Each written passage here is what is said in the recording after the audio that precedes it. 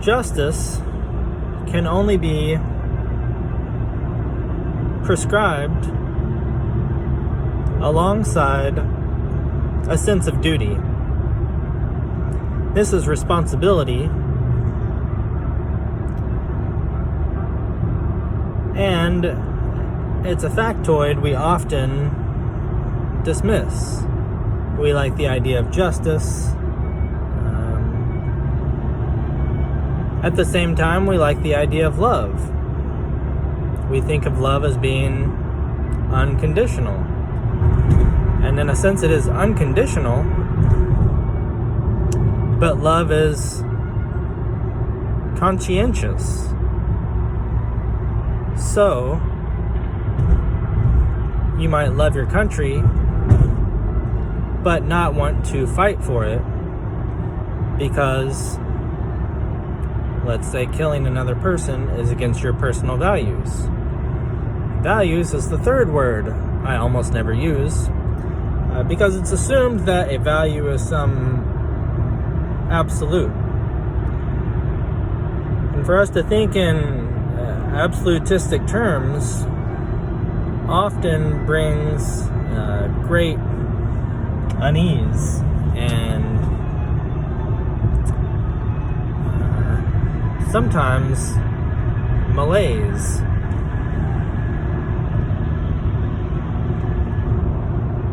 The way to move forward in a business is the same as the way to move forward in a productive and industrious life.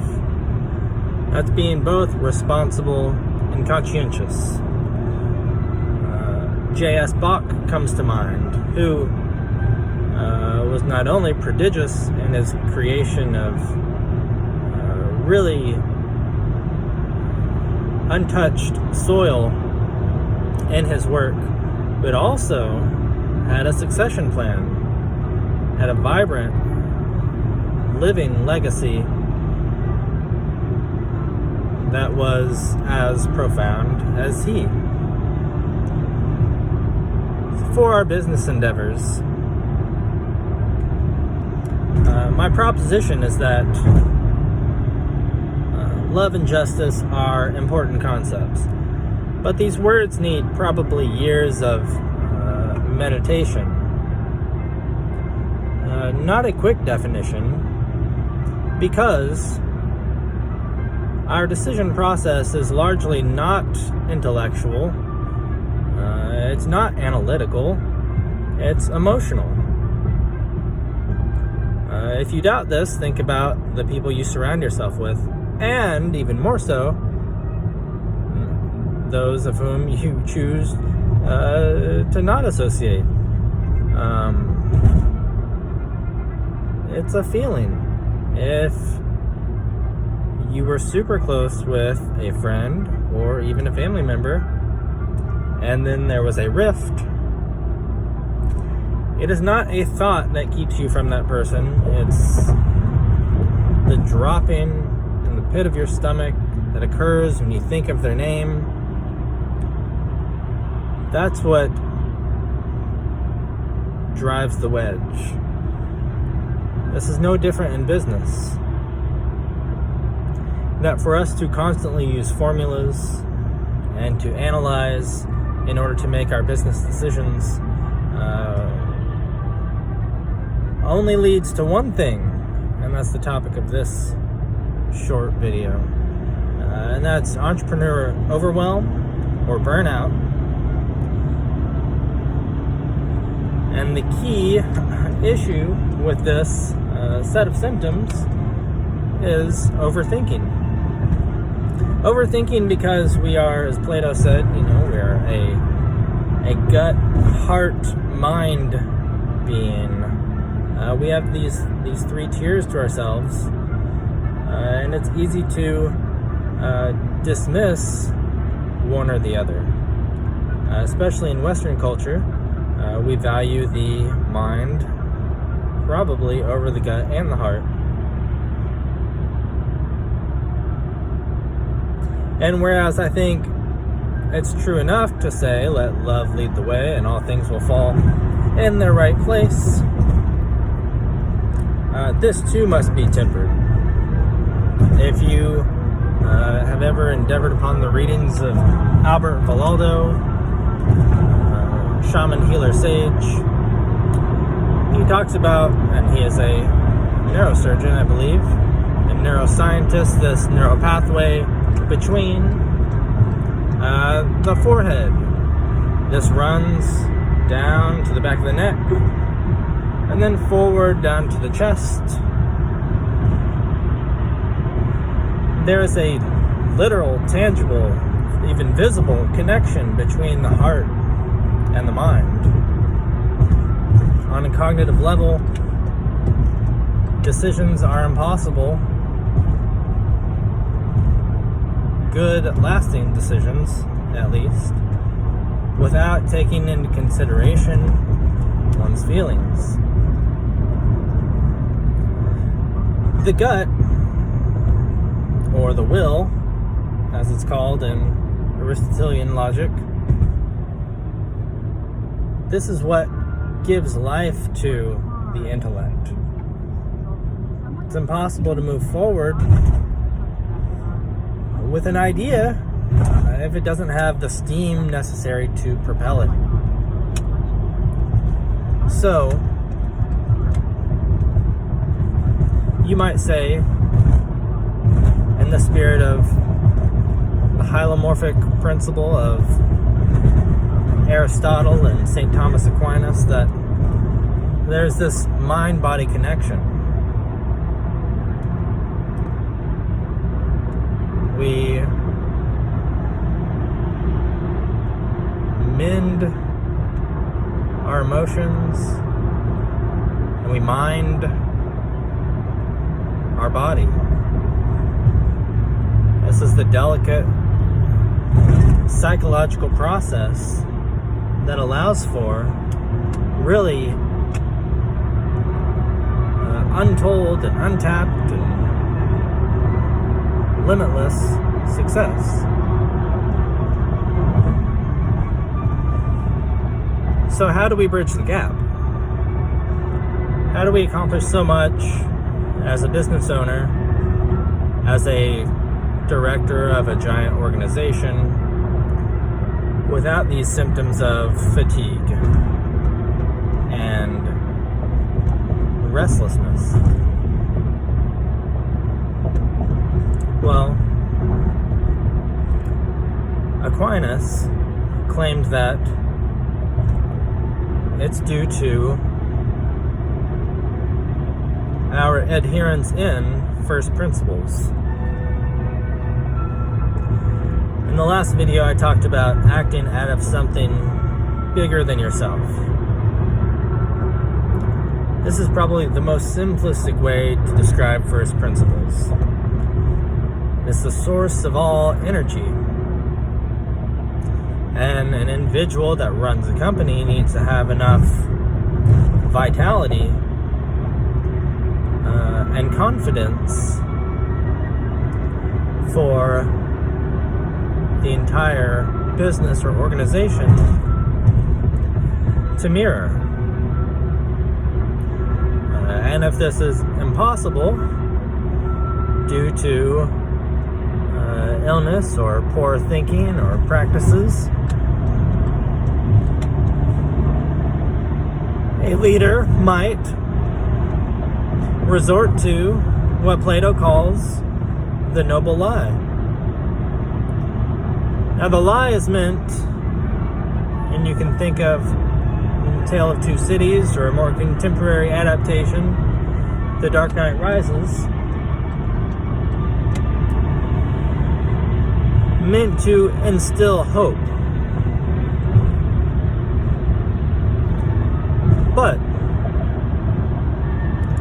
as I've said, emotions propel and impel long-lasting positive changes. So a thought derived from a noble lie is not going to ever be enough unless it plucks the heartstrings. a much more easily accomplished way of doing this is to be honest. And there's a deep, long tradition of seeing the connection between truth and wisdom. Because a noble lie can never really be called wisdom. And there are no two faces of truth. Truth isn't easy. Sometimes truth hurts people. But that is its nature, that it tears down walls. So in order to be the kind of leader that can really connect with people, that can really bring out not only the best in them, but something greater than either they or you thought would ever be possible, it's necessary to share with them this sense of first principles. Because each of us has to draw upon the source itself, or what the Taoists called the bubbling spring. And there are some different methods for accomplishing this. The Taoists would say, plant your heels firmly and allow this energy to flow into you from the earth. Well, that's a sort of bottom-up method. The top-down method is to be truthful. When you sacrifice your own small ego gains through slanted language, you open the floor for something that you cannot predict. Games are always speculative, as is war, and any tactic has limitations. So more than tactical maneuverability, we want tactful maneuverability in our business and organization. We want to be like J.S. Bach and channel from the heavens not only the best ideas for our business plan, we want to channel the best embodiment of idea and being. We want to be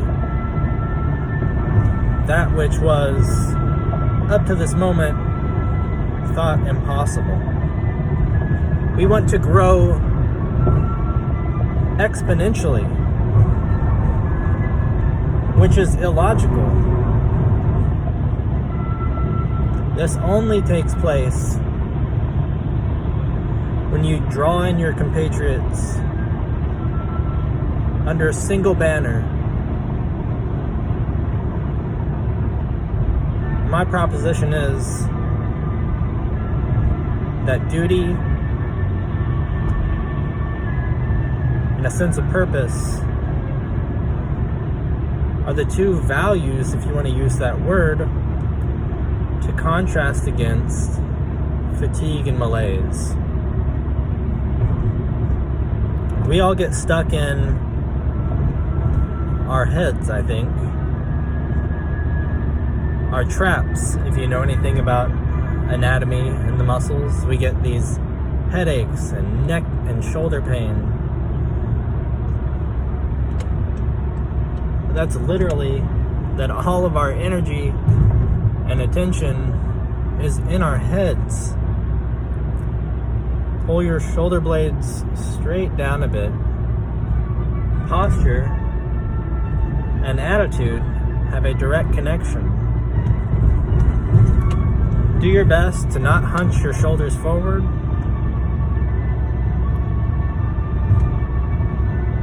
Don't lift your chin too high or let it settle too low. The chin and hips should be level. These are basic principles in martial arts for safety. These have a lateral application in society as well. In primate societies, it's the confident male who leads the tribe. And it's the confident male, one might say, that does the least, that enjoys the most time in leisure, because he is the big picture person and he can delegate. So in times of doubt, think of this enlightened chimp and his method. If you want to smell the roses, you have to first establish a long-lasting, heartfelt connection with those most important to you.